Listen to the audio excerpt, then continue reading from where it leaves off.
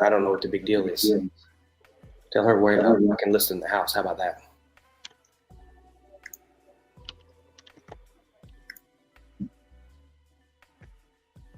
Can't say that.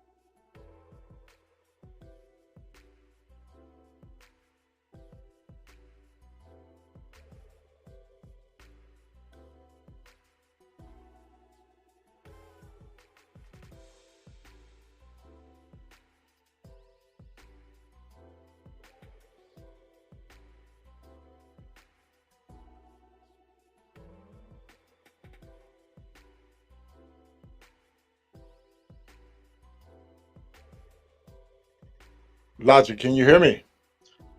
Yes, I can. All right. The time is now 1800 hours, 6 p.m. Eastern Standard Time, 5 Central Standard Time. We want to welcome everybody to the live evening edition of the 2024 Hoka Motorcycle Challenge. We have a lot in store for you tonight, a lot of updates. We're going to try to get some callers coming in. I know the elephant in the room is the fleet tracker. There's nothing that we can do about it. HQ already know. Family members have expressed their concerns and dislikes about it. So, folks, let us get this set up. We're going to queue everything up. We're going to try to get Hop back on. We're going to get Hop back on. There you go. Hop, you good? I'm good. There he is. I said it. Everything sounds good. No echoes, no Sharif shenanigans.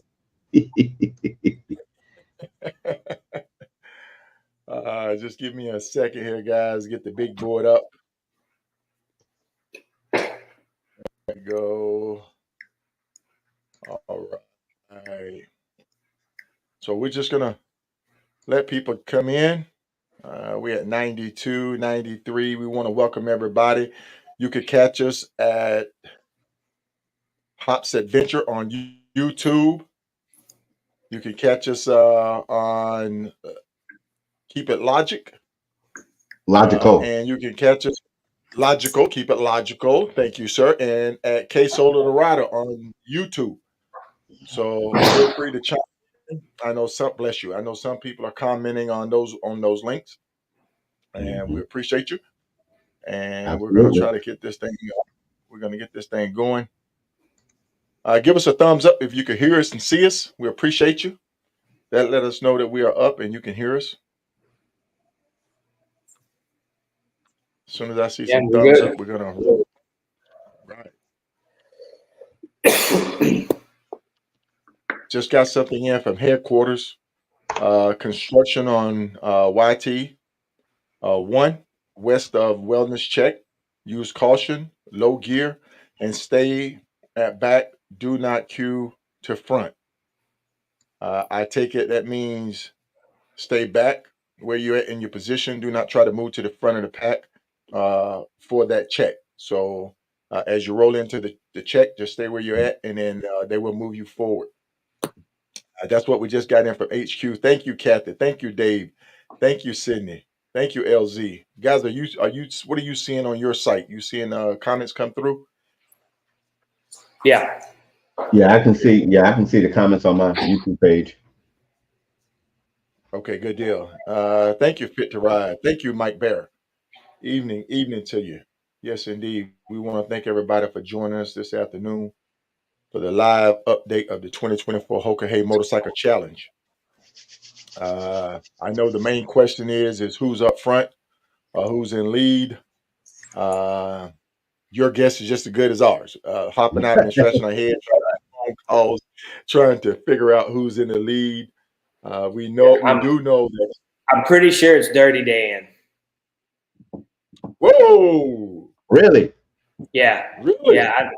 Riot made a wrong turn, and it cost him about 4 hours. Whoa! Oh, I thought that was way back in the Yukon somewhere. No, there's another one right here, right before you get into Alaska. Okay.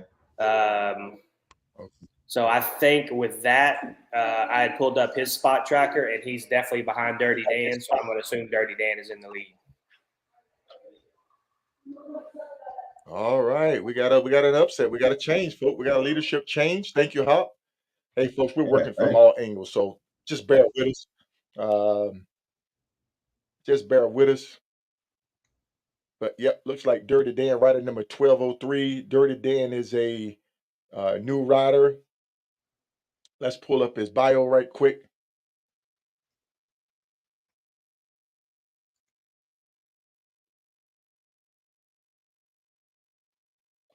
That would be Daniel Bell. And Daniel Bell is a seasoned rider, like he's been up to Alaska. He's familiar with the Yukon. Up there, he knows the distance between gas stops. He knows the terrain. He looked like he's ridden the Dalton Highway. Shout out to everybody that's ridden the Dalton Highway. Everybody that's ridden the Dalton Highway, shout out to you. So I do not know if he's on that Pan Am, but he's a seasoned rider. So it looks like we may have a leader change. So, but we do know Dirty Dan, Riot, and Kilroy are up front. We do know that Pothole has moved up. Shell is with him. She's still up in the lead as a front runner. And yeah. What about Christmas? Christmas. Wasn't he up in that pack? Yes, Christmas is up in that pack as well. We just do not know his position. Right. His tracker's still stuck down in British Columbia. Right. So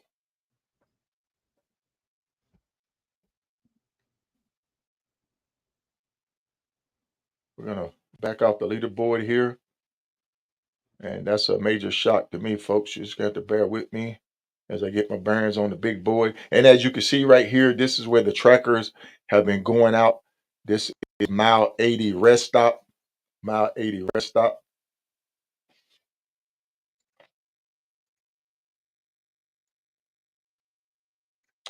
Daryl, that's yes, sir. not yet. Are you there, Logic? Yes. All right, yes. Logic, give us an update.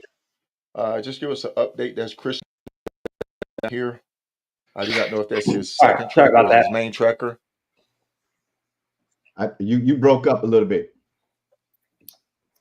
I do not know if that's his main tracker or there's his on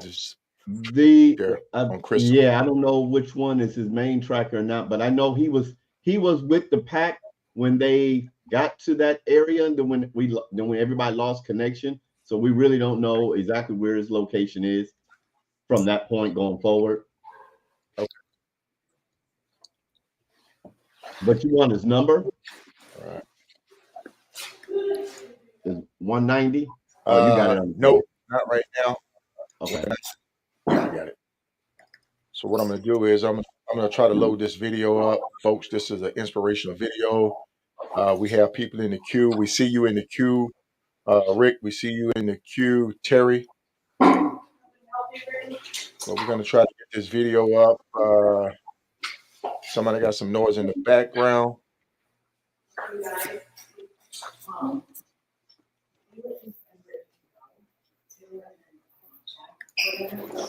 Let me cue this up.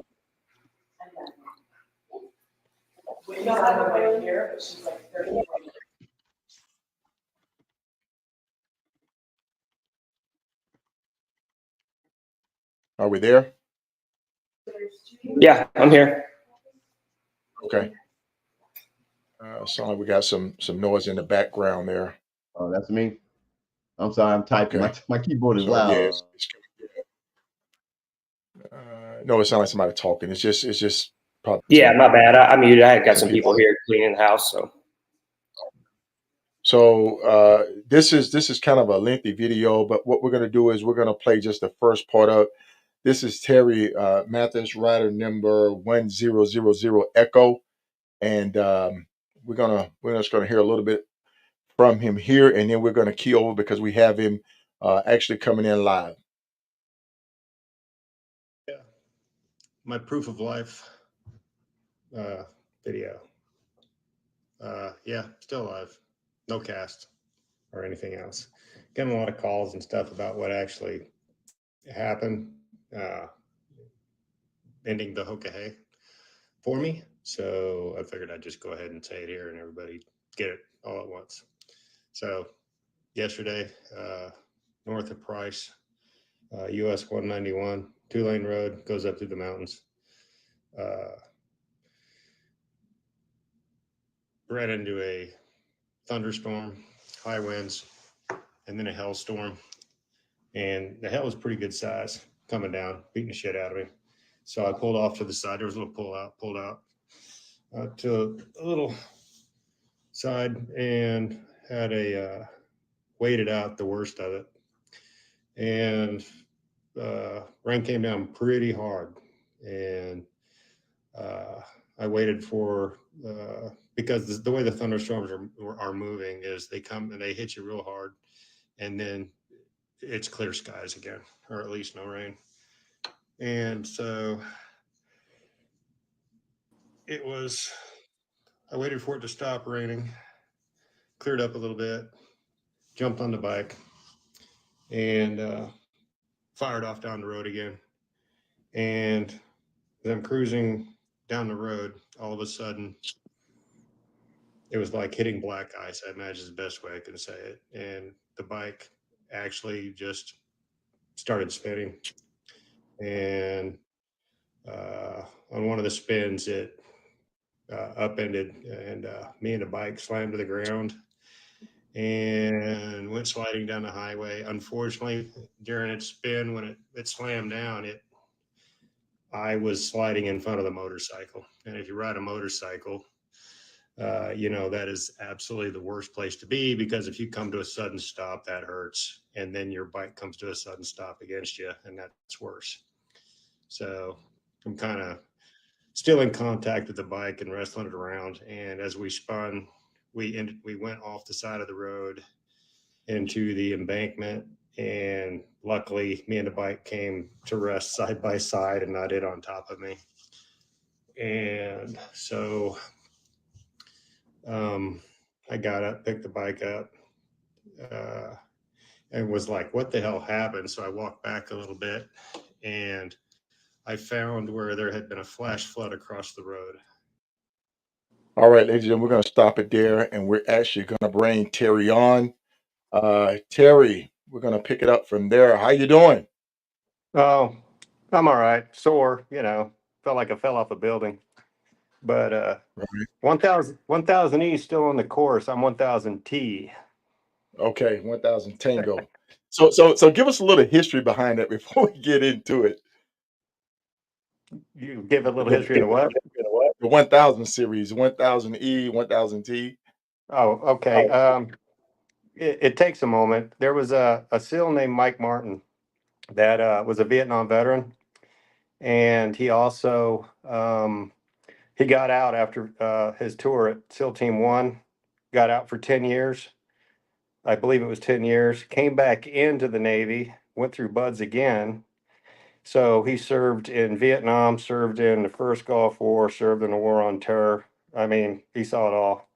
And he was in 2018 Hoka, and he crashed and broke his ribs and couldn't continue. So he turned, me and him, he and I were talking about doing 2020 together. And unfortunately, he passed away before 2020.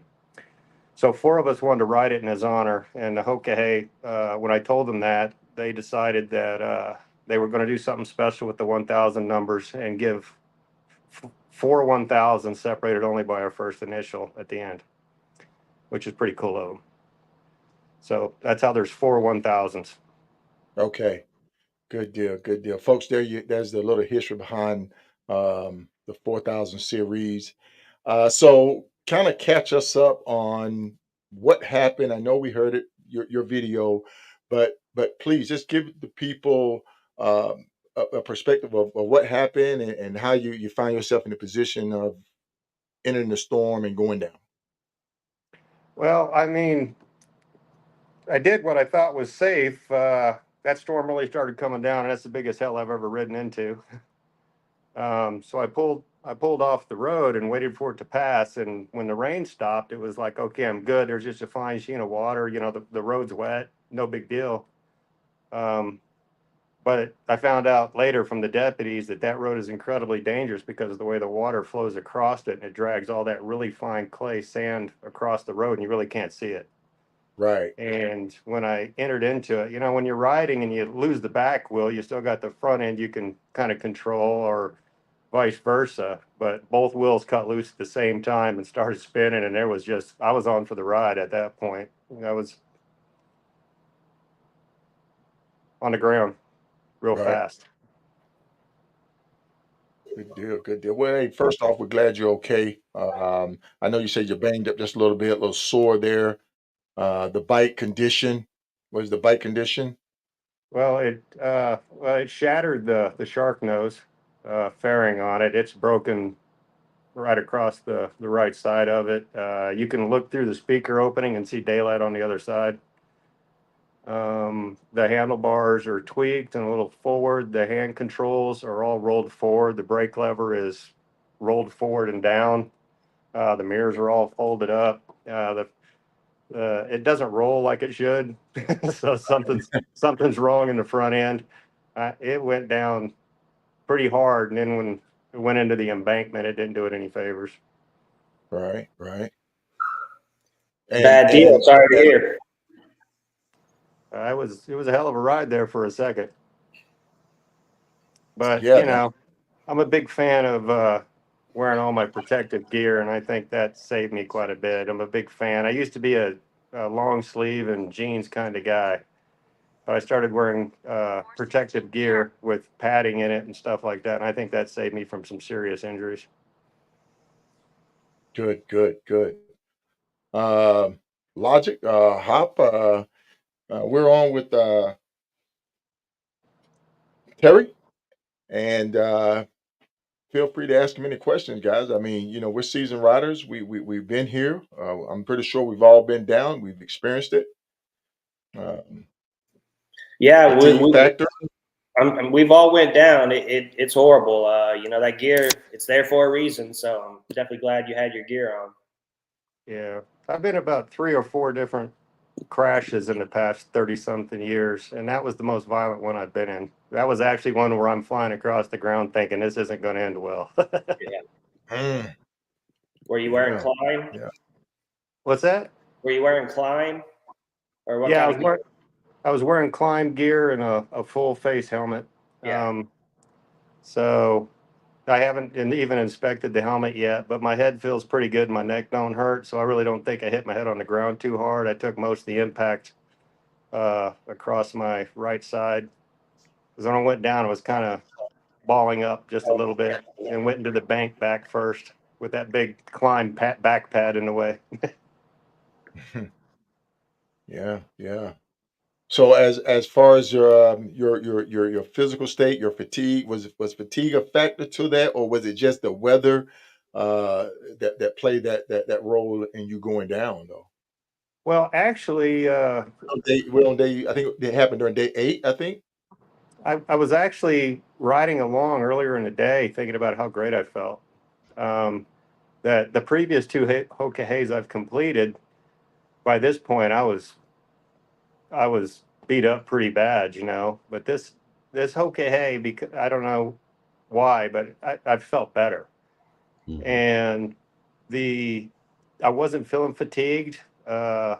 I was going to be at the second checkpoint in about 2.5, maybe 3 hours, and I was feeling really good physically and mentally. So Good, good. That's just yeah. yeah, so it's just one of those things where came out of nowhere. It's like the deputies called it act of God, kind of like being struck by lightning. It's just there. Wow, wow. With that being said, what advice could you give any riders that's still in it? Because there's still some bad weather ahead for some of the riders. Um, well, in my case, I mean, I stopped and waited the storm out, and it wasn't like there was a big rock slide across the road. It was just the water had carried a fine sheen of stuff across the road. It'd be like hitting black acid ice at night that you didn't know was there. All So, right. I mean, there's not a lot of it. I think we just lost them, folks. Lost Yeah. We lost them. Okay, I think we lost But them. he said something that's very important. I mean, it's to each his own. Everybody chooses the way they want to ride, the way they want to dress. But a lot of us always still say, "Hey, wear protective gear." There's even protective gear, long sleeves, long pants. That Right. it may look bulky, it may look hot, but it's really It for your serves a protection. purpose. It Yes, truly serves a purpose. yes, Yeah, Um, you got to have it for sure. Yeah, Aubrey, they will replace it as long as you have a police report. You have to have a police report. Terry, can you hear us? I think we just lost him right there. He's just completely dropped.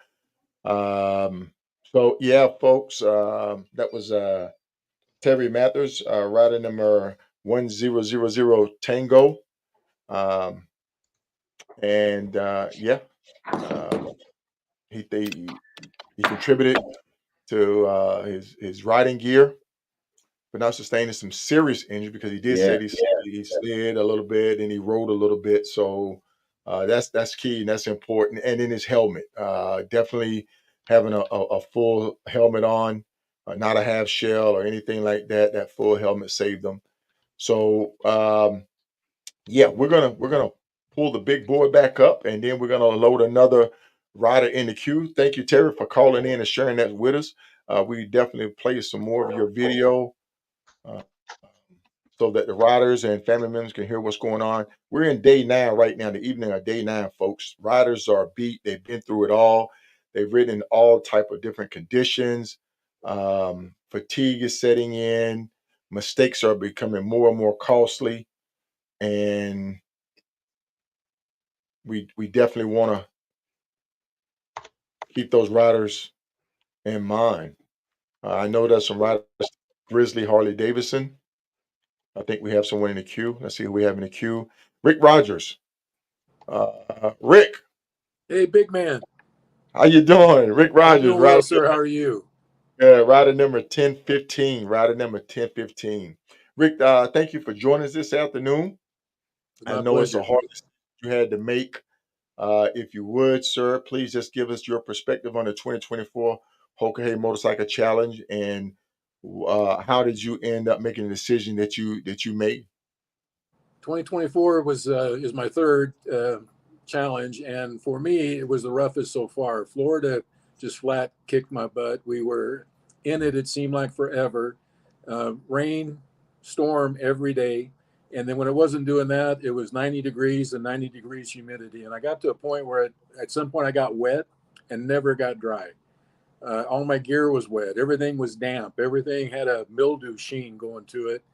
And I didn't realize until we got to the first checkpoint and I was able to peel off my riding gear and see what was going on that I had some problems happening to me physically.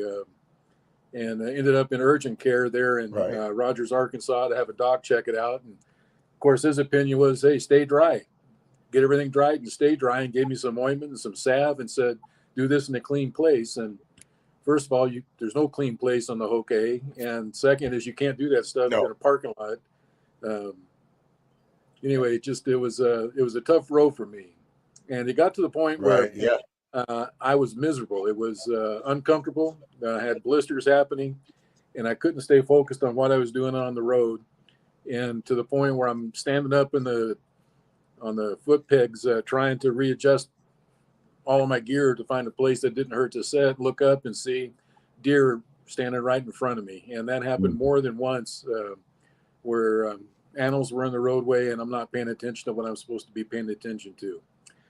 And then the second part for me, Solo, was I showed up in Florida with every piece of gear I had. I had cooling stuff, and I had heated stuff, and I had all my tents and sleeping bags and all of that, and felt like I had too much. And I ended up shipping a bunch of it home, and I think I shipped the wrong stuff home. So I was feeling underprepared gear-wise. A couple of nights I was chilly, and it was just in the low 60s. So I think of what's Alaska going to do to me? So I'm not feeling comfortable, and I've got the wrong gears in my mind. I'm thinking in a way that there's just too many distractions, and for me, it was just time to make the decision and bail. Right. And of course, you think you're letting down everybody. You got right. People that people at home that are supporting your sponsors, people who donated to your charity organization. Right. Now, another thing what people have to realize, you rode from California to Florida to start the Hoka Hey Motorcycle Challenge. Yeah. So I think the thing that people don't understand about the Hoka Hey is that a Hoka Hey mile is different than any other mile we do as long distance riders. Yeah. You can sit down and plan a ride, a normal ride, and you know how long it's going to take you to ride 1,000 miles. So you look at the Hoka Hey turns coming up in front of you, and you see, oh, I got about 400 miles to the checkpoint. Well, that's a long 400 miles because it's all twists and turns, and it's 35 mile an hour speed limits with RVs in front of you, and you just can't make the time like you can other places. And all of that just sort of builds up to this point of frustration where it's like something's going to snap, and I didn't want it to be me. Right. Doug was saying, Rick, didn't you have a flat tire in Miami area? And I did. That's how my Hoka Hey started. Coming off the Keys, my back tire started going low. I was getting my sensor showing me my tire pressure dropping, and I got it off the Keys before it went completely flat. And it was 10 hours to get a tow truck to me.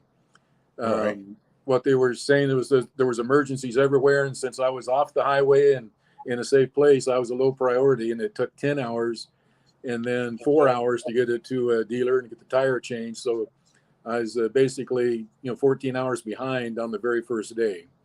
Right. Wow. You see, folks, factors come into play.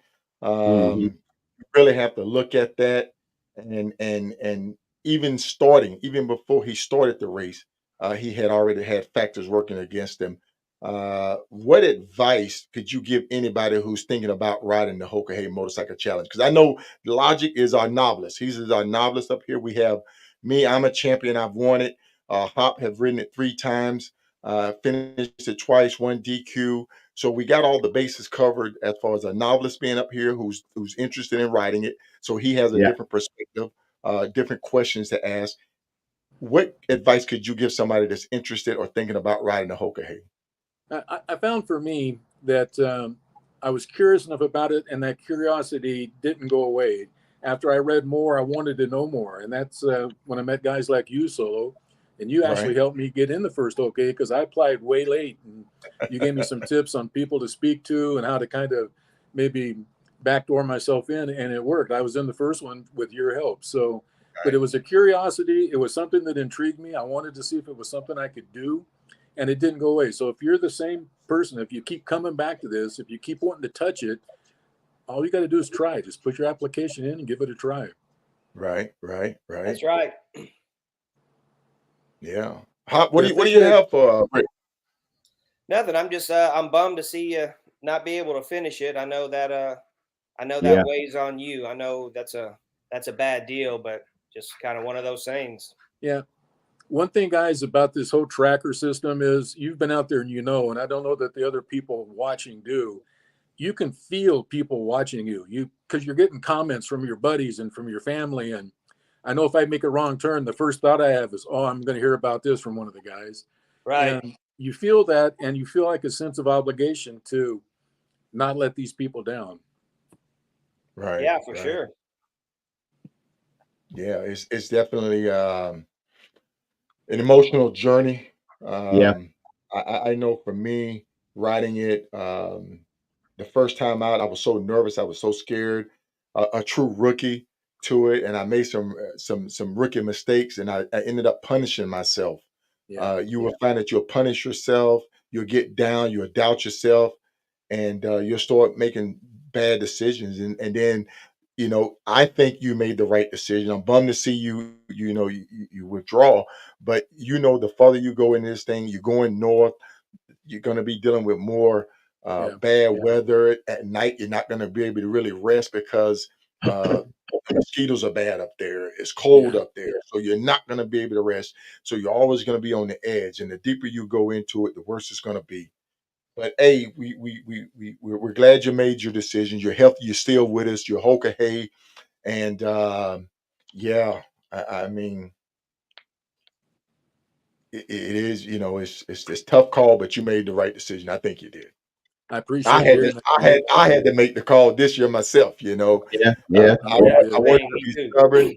Yeah, hop too. I wanted to be stubborn.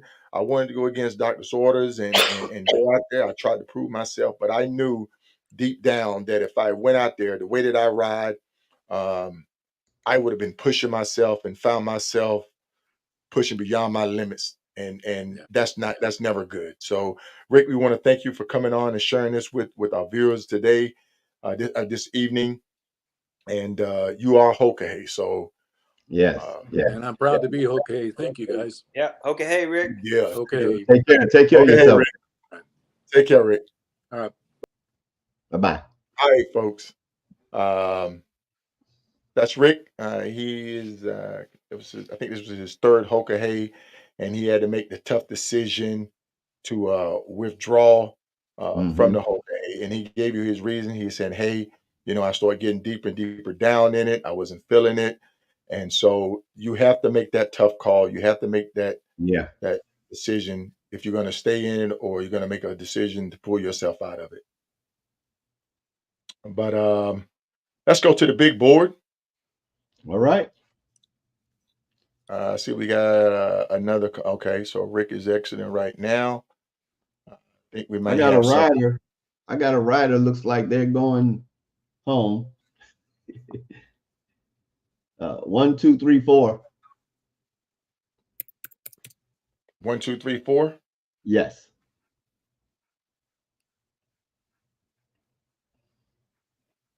They're heading into Let's see. Nebraska. Oh, Yeah, they're uh, probably done. 1, 2, 3. Yeah. 4. Yeah. So now is about the time we start seeing riders exit the course. They've already called headquarters to inform Hmm. headquarters that, hey, look, I'm done. I've reached my limit. This is Josh, new rider. He's a new rider. 1, 2, 3, 4, seasoned rider out of Ohio. But I think he's probably just saying, "Hey, I'm done with this," and he's Hmm. exiting. Hoka Hey is a challenging ride, folks. Yes, we may make it look easy. Yes, you may hear some great stories, but there's always the good, the bad, and the ugly to it. Yeah. Yeah. Robert, your number's assigned basically in the order that you sign up. So the lower the numbers, they've ridden before, veterans. And one thing a lot of people got to understand is when you do something like this, and what I'm learning is that you made it. These guys made it through a hurricane. They made it through a terrible storm just to get this far. We don't understand what you two do. Don't understand the conditions that they're in, and really have to make that conscious decision to take care of themselves. If they got families, got to make it home to their families. So, you know, we still pray and That's right. and congratulate them for making it that far. You know. Yeah, yeah. And with the Hoka, hey, you know, everybody go out. Like I say, you start out with a plan. We preach it. Mhm. You know, formulate a plan on what you want to do if it's happen. But when you start getting into the fatigue, when you start getting tired and exhausted, that plan goes out the window. You're holding on every mile. And another thing, just like what Terry was saying and Rick was saying, Hoka hay miles are a lot different than any other miles you've ridden. Typically, if you riding in a storm, and I know everybody say I get on I-10, storms come through, and I pound through it, I push through it. That's straight line. Right. That's straight line riding, folks. I've done it. I've been there. I've been there where the funnel was right above me, and then I just quickly pull into a gas station and run inside. But when you're on the back roads, when you're on the curves, on the twisties, sand, gravel, animals, all of that will come into play. We're on the big board. Let's take a look at the big board. Yeah, so I've got a rider out in the field who says he'll call in. I think we have we'll a give him couple of more call. I don't callers know if he's lined gonna up. have service.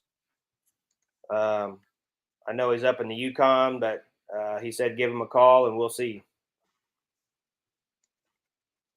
So this will be rider Yeah. 1008. Bring him in. Put him in the queue. This will be rider 1008. 1008. Pete Milani.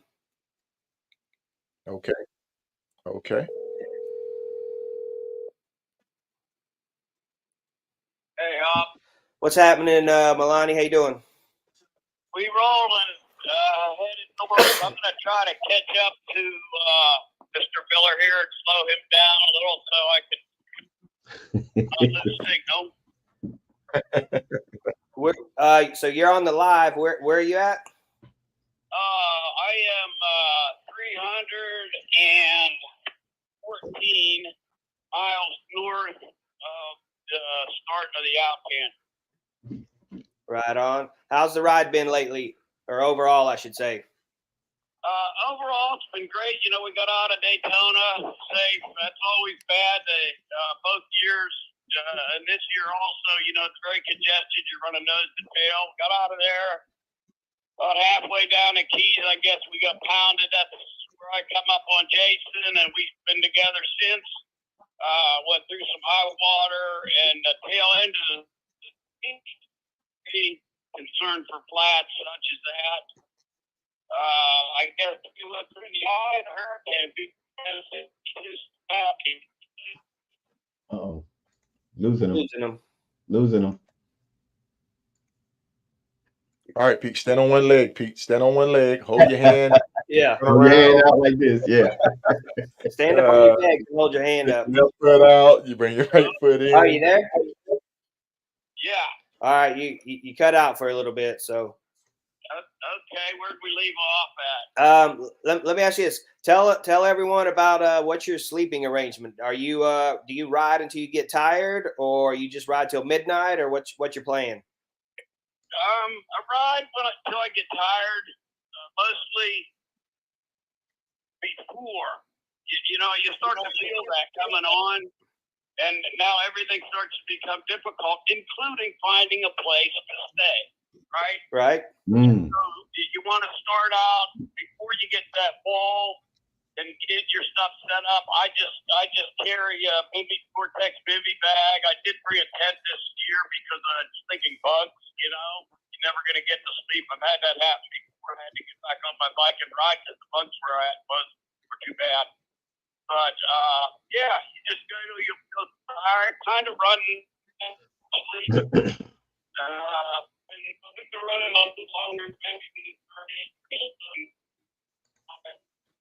Breaking up again. All right, we're gonna let him go. He needs the ride, so Yeah. And if folks, you can hear me, Pete, we'll reach out in a couple of days. But thanks for coming on, and stay safe out there. Stay safe out there, Pete.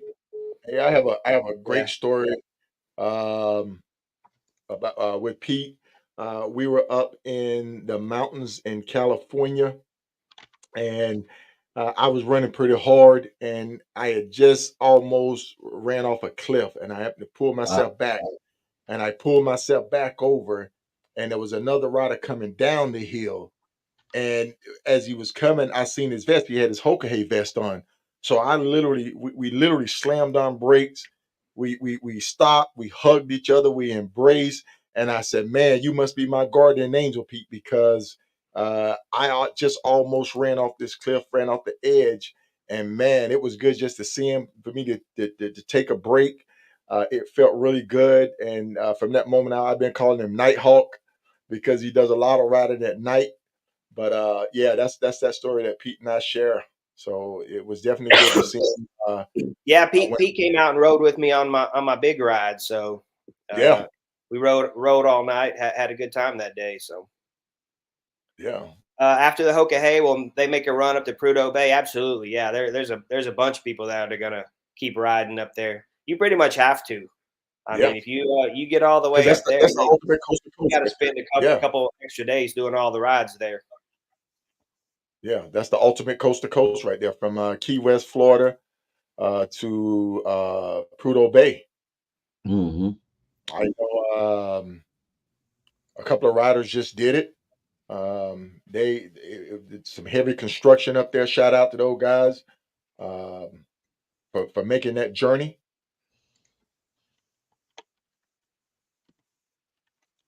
But that is what the IBA called the Ultimate Coast to Coast Ride. You can look it up on their website. That's from Key West, Florida, up to Prudhoe Bay, Alaska.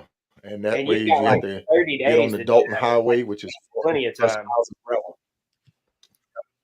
You get how long? You said hops? I think like 30 days. I mean, it's something ridiculous. Oh, okay. Yeah. Let's Roadrunner see Tractor who's at the finally border updated. He's up by crossing. the border. I think the signal is still good. Yeah, I think the signal's still good up in this area. So we're tracking 1019 is in, 1219 is in, 67 Connor is in, 904 Blevins is in. Who's that tagging right along with him? I'm trying to zero in. 1068 El Gato is in. I think the only can we address the issue about the border? I don't know if that's been put out. Hot What's that? message that I sent you earlier, but I mean the one individual who had to turn around and then Oh, yeah. I mean, yeah. give it Go a second go. ahead. So Yeah, that was basically one rider who that was basically one rider with a sidearm, and There's that two of them. individual, two of them, and Yeah. they did the paperwork. Everything was good with the paperwork, with the exception that the expiration date would have expired prior to them exiting. So border patrol said, "Hey, even though your paperwork is all in order, we can't let you bring that in. So you need to go back and find a place to secure that." Typically, what Sharif and I do when we go up and we going over and we carrying our sidearm, we'll go to the nearest sheriff department or police department. They will uh, in process that thing, serial number, background check, and all that stuff, and then they will store it. As long as we're going to be coming back through that port of entry, we can just go back with that receipt and then pick up our sidearm. So for all those watching, you can ride with a sidearm up to the border, get to your nearest police station or sheriff office up there and check it in. yeah. We want to thank everybody for tuning in for this live update. I hope you've been enjoying it. We've been getting some positive feedback. I think this is the first year that someone has actually did a live broadcast, did a live feed. So we hope we're giving you a good product. We're hoping you keeping you informed. For all the family members and supporters out there tuning in, thank you for sending us update on your rider because you may have a different way of contacting them or staying in contact with them. So we are getting a lot of stuff on the backside, folks. And then too, there's a lot of stuff that we can't put out because the Right. family haven't been notified. Um, You know, headquarters didn't give us the green light to put it out. Headquarters did give us some guidelines to follow because we are mentioning the Hoka hay. So we're trying to keep it clean. We're trying to abide. So I do have an update on Rip. His wife got to and Rip, Missoula. and Rip is his name. Am I right? Because we're not saying R.I.P. Rip is his name. Thank you. Go ahead. Hop. Sorry about that. Hop. Because people like, are y'all saying R.I.P.? Rip is his name. He's alert and talking somewhat. He has compound fractures in both legs, 5 broke ribs. Surgeries have been done, and he's plotting on how to get home. It'd be a bit, but he's trying to figure out a way. So keep him in your prayers. Hope he heals up. That's rough when you have compound fractures in both legs. Yeah. You're not going to be Yes. walking on them for a while. So bad deal. And I Right. just got a message from someone up in Alaska who lives there, who said state troopers are running speed zones between Healy through Anchorage to Girdwood, and they're actively looking for motorcycles. Okay, So, folks. So be careful, riders. Slow it down or bye because we do not want anybody to get pulled, bike get confiscated, and then you're standing beside the road. That's it. So they do that in Canada and Alaska? I guess. Okay. We're gonna hear some more from Terry, rider number 100 Tango. His video that he posted was, people need to hear it right now. And it had Yeah. deposited a fine silt sand clay mixture on the road, and it was actually tough to stand on with my boots because it was so slick. And so hitting that, it just there was no chance, you know. You couldn't see it, and when you're riding, you couldn't see it, and when the bike was on it, it's just one of those things. You just got to go with it. And I will say that up until recently, I was kind of a chaps and leather jacket kind of guy. Wear jeans and long sleeve shirts when I ride. And this last year or so, I got into wearing climb gear. And the climb gear is specifically made for, you know, that. It has elbow pads. They call it armor. You got elbow armor, shoulder armor, hip armor. Everywhere you're going to hit when you crash a bike, they have armor there that you can put in. And actually floated the idea the other day. It was hot. I almost took my armor out, and I didn't. And I hit the ground really hard, and hard enough that you can see from the pictures, it shattered the fairing. The shark nose fairing was shattered. The handlebars are off a little bit. The grips, the controls are off. The mirrors are folded forward. It did a number on the front end of that bike. And when I got on it, I didn't know how many times we'd spun going down the road and on the embankment. But one of the the bike came to rest front wheel forward, but one of the exhaust pipes is completely packed with mud and debris, where it's just totally clogged. So we'd actually spun a few times going down the road. Anyway, I was wearing my climb gear and armor, and my shoulders and elbow and knees are fine. I hit hard enough on my hip pointer, you know, your side of your hip. I hit hard enough there that I'm bruised, and it's really sore, but there's a big armor pad there, and I'm glad it was there, or I probably would have broke my hip.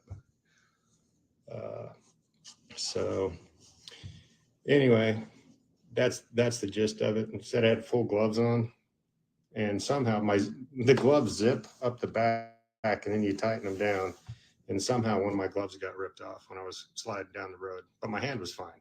So I had full gloves. The gloves are from Climb, and they're padded. They have the hard knuckles and everything else. My hands are fine, other than I have no strength in them today because apparently I grabbed a hold of those handlebars when everything started going wrong. That I strained my hands, but there was no keeping it up. The deputies called it an act of God, and because there was no way I could anticipate or see that. It's like being struck by lightning. It just happens. There's not the only risk management for that is to stay the hell off the road. But when I pulled out, I'd let the storm pass. I did everything that I thought I could safely do by sitting it out, letting a big thunderstorm pass, because it's a narrow mountain road, and who knows, flash floods. It's been a wicked year for Hoka weather, that's for sure. I survived the tropical storm and a hurricane, and a sudden hailstorm and thunderstorm in Utah takes me out. And I was just thinking about the most beautiful state I've ridden in so far in the past 2 Hoka has been Utah, and Utah tried to kill me. All right, folks, we're gonna pull away. We'll chime back in because he a lot of good information, a lot of good perspective coming from Terry, and we want to just say, hey, we're glad you're here. We're glad you pulled through. And on that note, Lionel just posted some good information to cover. MedJet. Hop, you have MedJet, right? Yes. Kind of give people a little information about MedJet. I have MedJet. I just recently, I think 2 years ago, I got a MedJet policy. So tell the people a little bit about MedJet and what they offer and how they can assist you if you do some international traveling, even if you are traveling thousands of miles away from home in the lower 48. Yeah, actually, I believe mine's just expired. But at any rate, yeah, MedJet is an insurance that will get you back home from wherever you're at. Obviously, there's a little add-on if you want to do international. But if you wreck in some other state and you'd rather have care back home, they'll facilitate you getting back home. They also have a rider on the policy where they'll bring your bike back as well. So definitely great to have. It's hard for a lot of insurance companies won't cover sending you back to your home state or home city or wherever. So that's where MedJet steps in and facilitates all that Right. and And if bring you your are, bike. Is it yeah, called and bring your MedJet bike. Assist? It's called MedJet, Oh, MEDJET, MedJet. yeah, I And they see it, but they also, got MedJet Assist, Horizon, and all that. So yeah. right. And they also have different policies, different levels of policies that you can sign up for. If you are a member of the Iron Butt Association, they give you discounts. If you're a member of the SMA, they give you discounts. If you're a member of AMA, they give you discounts. So, and as a matter of fact, with some rallies, they require you to have MedJet. So that's another tool out there to help get you recovered, help get your gear recovered for Yeah, incidentals if you and for those of happen to you go that down. have a Spot device, Spot has something similar to that as well, and it's stupid cheap. It's like $30 for the year. It's not quite as good. I forget what Spots is. It's I don't know. They'll bring you and a family member home or something like that. But yeah, it for $30 for the whole year, it's definitely worth the add-on. It's worth it. It's worth it. Folks, we're giving you some nuggets and gems out Oh yeah. here. Oh yeah. Please look it up. Just take the time to MedJet's look it up. expensive, so yeah, MedJet's Yes, high it is. dollar. Yeah, MedJet's very high high dollar. dollar. So if you're Yeah, running a Spot tracker, definitely look at what Spot has. I forget what they call it. But yeah, it's pretty similar, but it does not cover your bike, getting your bike back.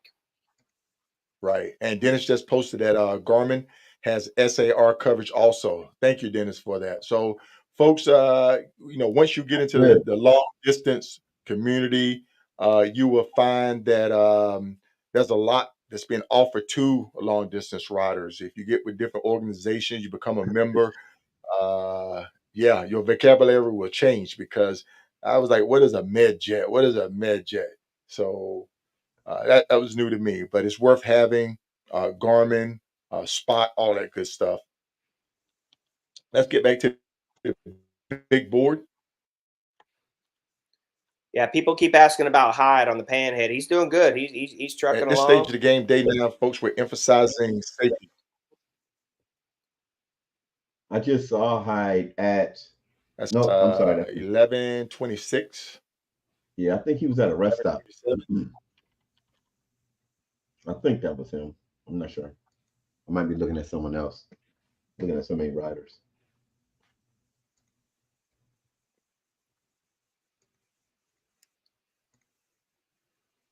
So you're seeing riders like this right here. This is always good. They're moving right along. We don't know exactly if they're how close they are, the proximity to each other, but as long as they're moving right along, consistent on the route. 35 is the route. Hyde is 1002, right? Back Yeah. there we have Incredible. Incredible tracker off. Last movement was at 6:36 p.m.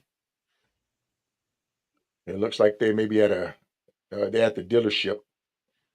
Hopefully everything is good. And here's another thing you need to take in consideration when you're saying, "Hey, I want to ride a Hoka." Hey, dealerships close on Sunday and Monday. That's what they typically close on, where they don't have a tech, a service tech in the back. So, you have to take that in consideration too. If you have a breakdown, if you get towed, you may be sitting for 1 or 2 days before they even look at your bike. Wow. So you may have a plan to say, I want to do this in 12 days, and you end up sitting for 2 days waiting for the dealership to have their techs come in.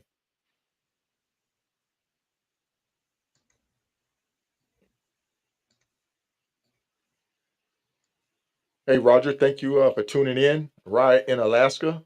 Carl is asking. Yes. Yeah, I Yeah, look at Carl's Hyde. looking. If his tracker is working, Hyde's at a Harley Davidson too. Right. So on the big board, Kilroy Riot. We do not know how accurate this is, but Dot Lake, Dry Creek area. Yeah, Hyde and pop off at Flaming Gorge. Yeah. What is that, John, or day 8? Okay, we just got an update from Tone. They're good, just checking in. Outstanding. Thank you, Tone. I got Good. Tone on speed dial, folks. If you must know, I got him on speed dial.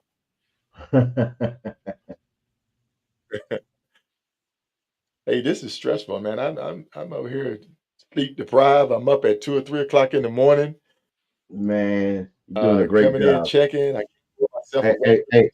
hey, Hop. I told Solo he gonna be buying new equipment soon. Oh yeah, yeah. No, no. He's gonna have to I'm sell gonna that leave old it. bike for a studio. Right, exactly.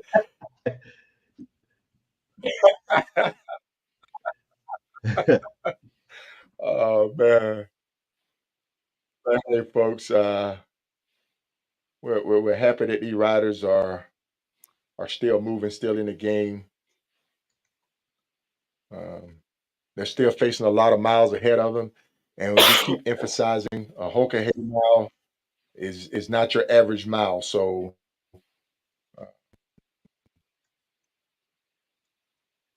if you're thinking about riding the Hoka Hay, if you're thinking about wanting to enter the Hoka Hay, go and spend about 2 or 3 days on all back roads.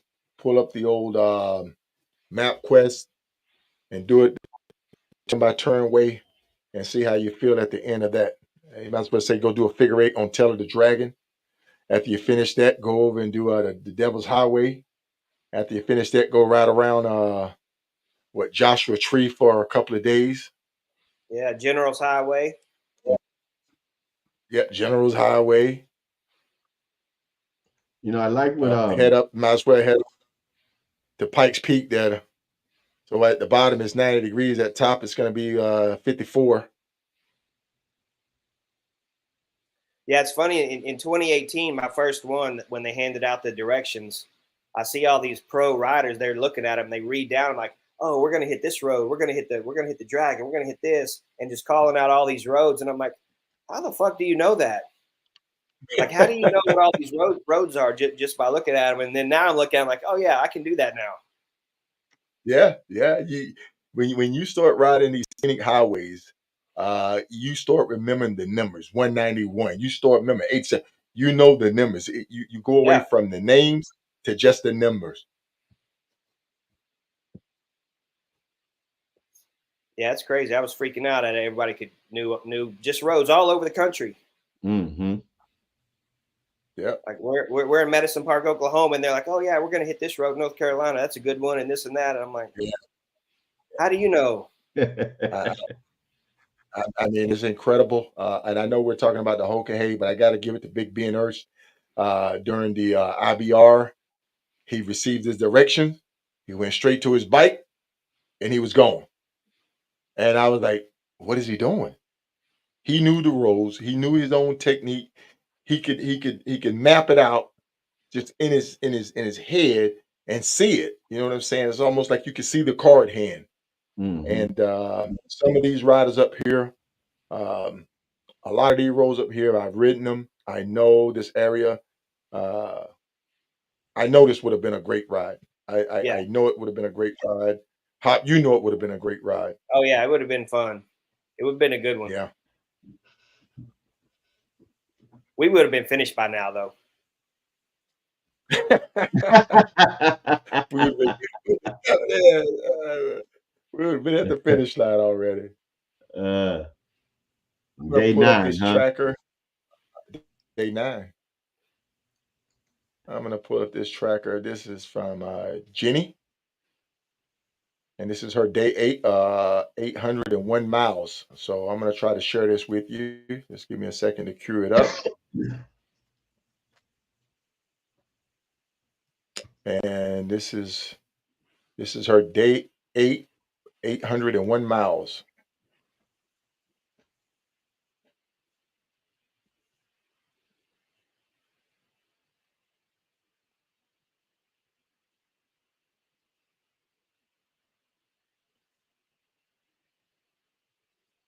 Look at them twisties. Mm-hmm.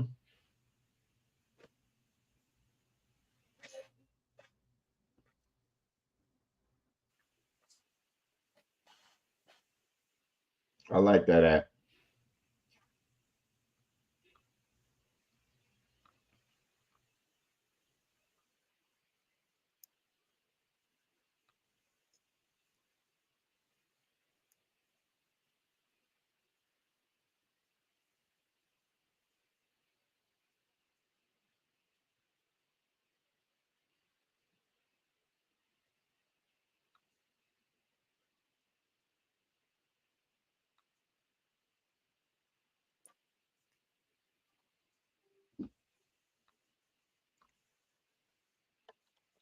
That's what we mean. No straight line, no interstate, no blasting, locking in at 80, 90 miles an hour. You own you own the throttle, you own the clutch, you own the brake, you're working, like I say, you use your whole body.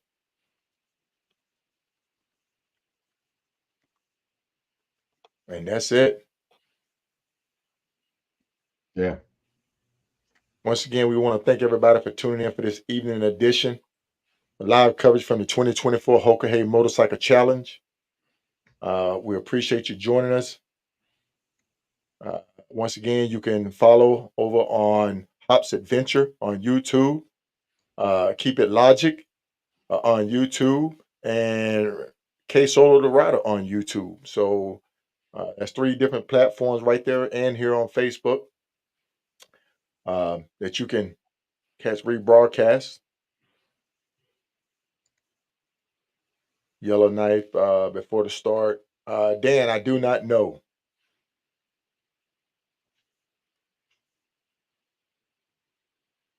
John said he would have been right on your tail. Okay, John Meadows said he would have been right on your tail, buddy.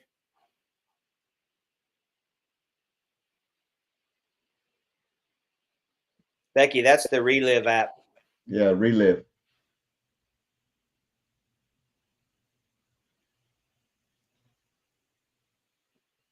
And like I say, there's different trackers out there. Riders use, what they're comfortable with once they, get to know it. I want to try to get Rebecca on. Rebecca's really been tracking the big board. Rebecca, I think I might have sent you the link. If you are watching, please feel free to chime in. We would love to hear your perspective. Yeah, I'd like to talk to some of these new riders if they got family or significant others watching. Yeah. Have them, if they can talk and ride. We don't want to hold them up, but they can talk and ride for a few minutes. We'd certainly, like to have them on. Yeah, yeah. Rebecca, you have the link. So when I see you pop up in the queue, we'll try to bring you on. Like I say, Rebecca is following the big board. She's also monitoring. She's a moderator for one of the groups, one of the chat groups of the Hoka Haze, and family members are watching it. She's constantly updating it. I know Dana is headed up. I know who's Let's head see up. if I can get a I rider know on. Billy and Kathy are headed up. Other riders are headed up.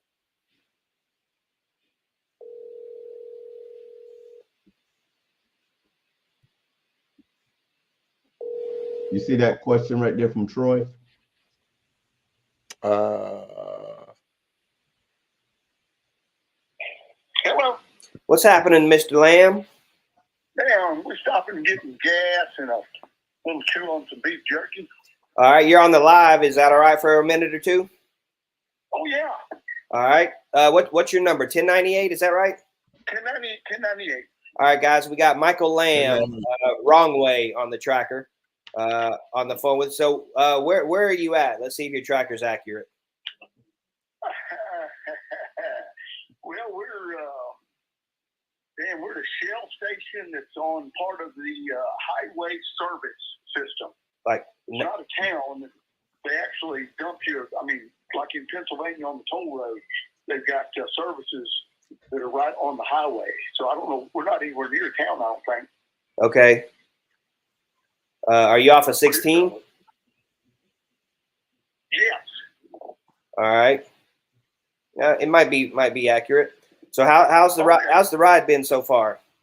Oh, absolutely great. Other than the first 2 days, riding in the hurricane winds and rain for 2 days, that sucked. But other than that, it's been absolutely fantastic. And this is your second Hoka Hay, correct? Yes. What did you prepare different this one than you did from the first one? Well, a whole lot of stuff. From one, I got a new bike, so I haven't broke down at all. I broke down a lot last time. I'm eating healthy.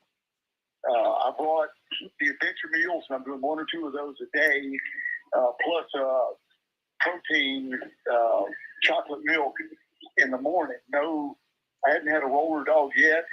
No fried chicken.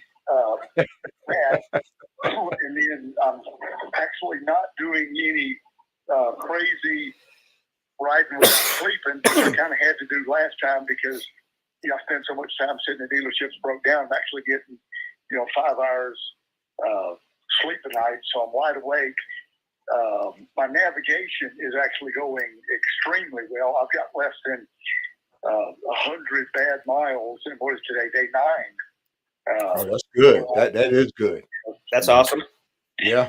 Yeah. So I'm actually making much better time and feel much better. Now you've been riding with Frankie Mountains. Was that planned, or did y'all just meet up? No, we just ended up meeting up.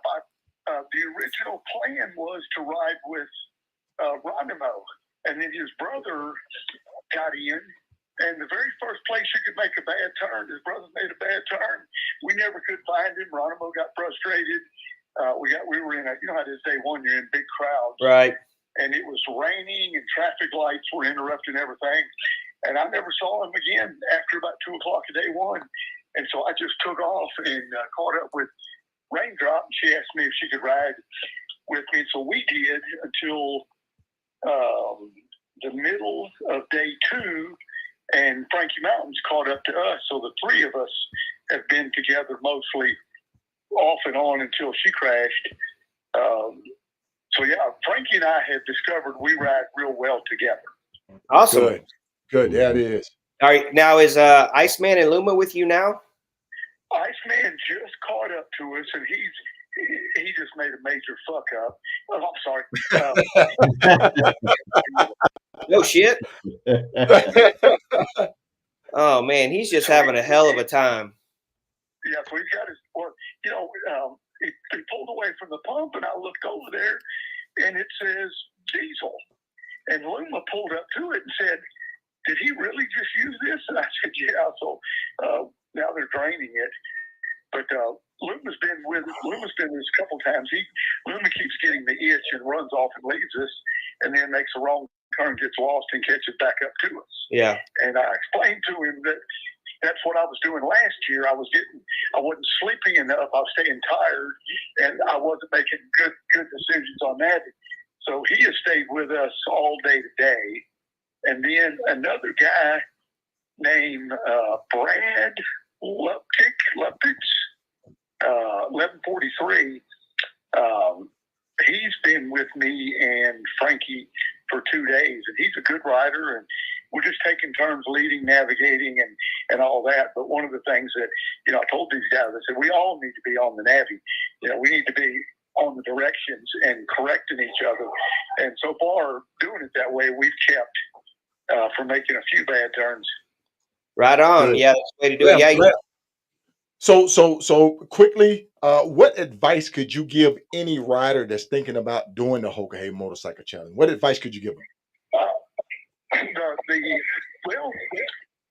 The best advice is, ride a lot, practice with all the gear you plan to take.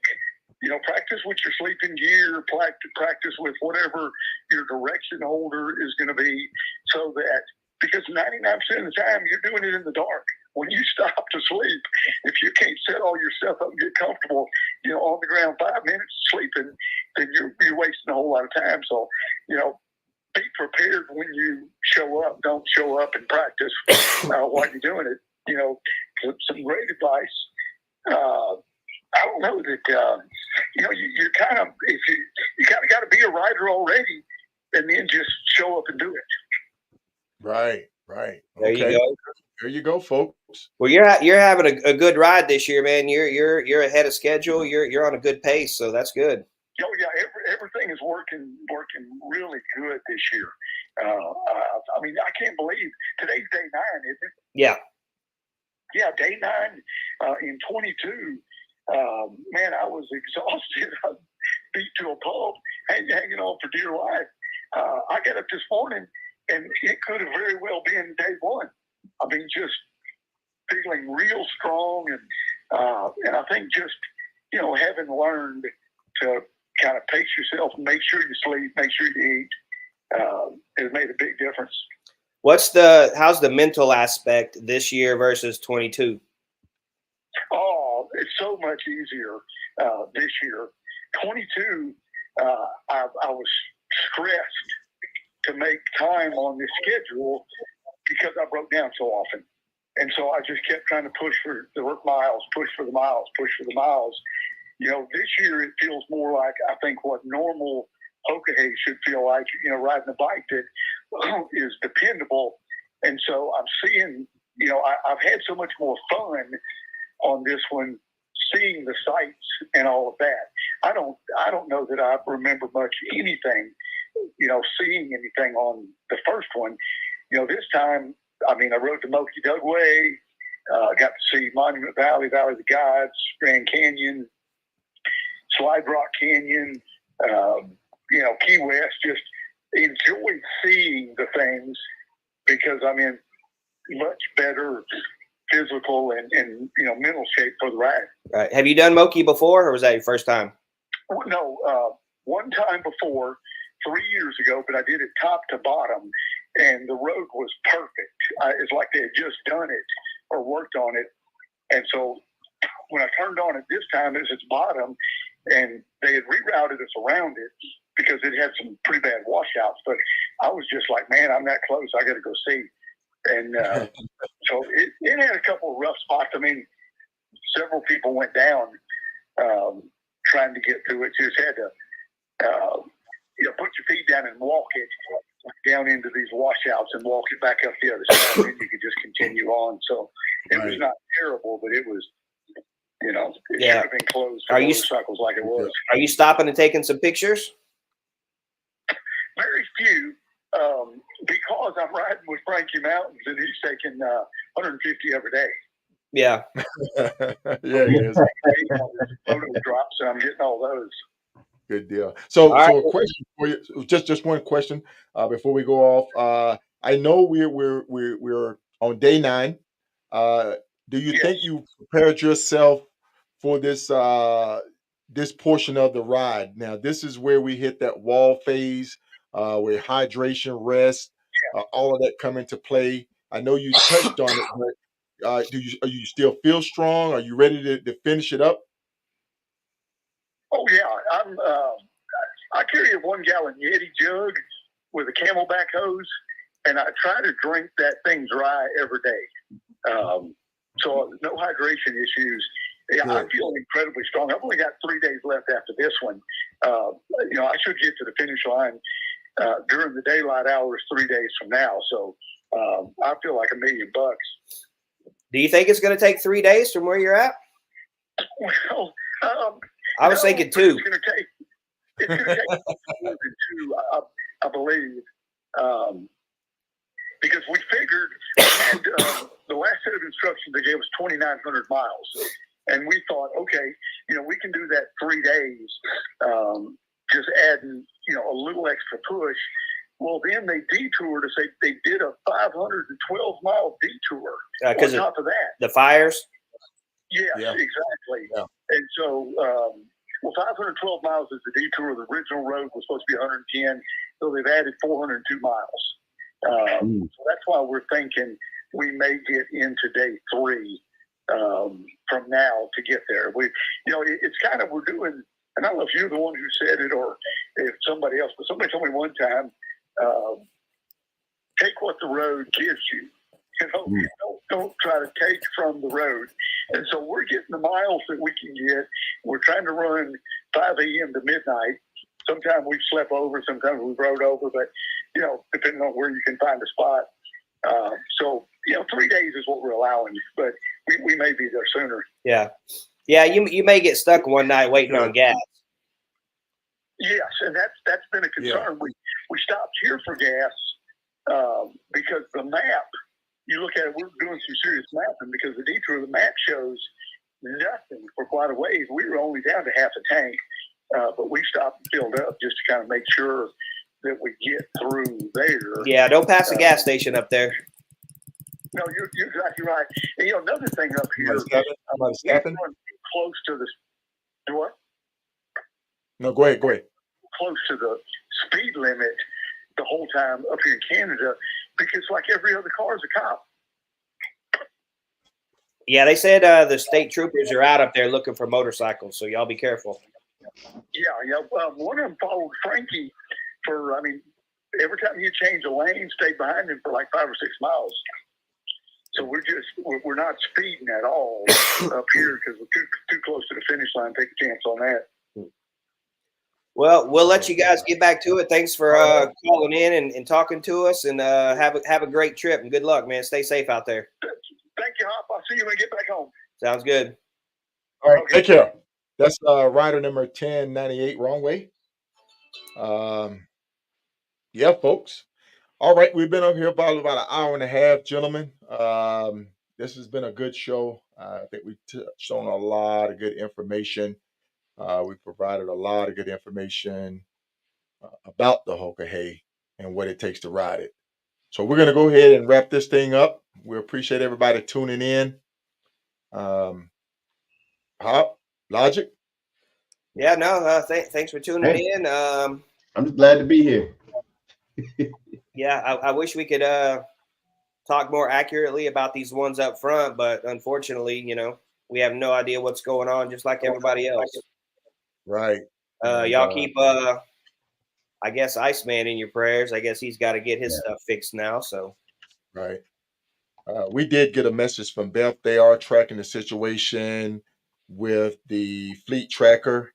So they are aware of it, folks.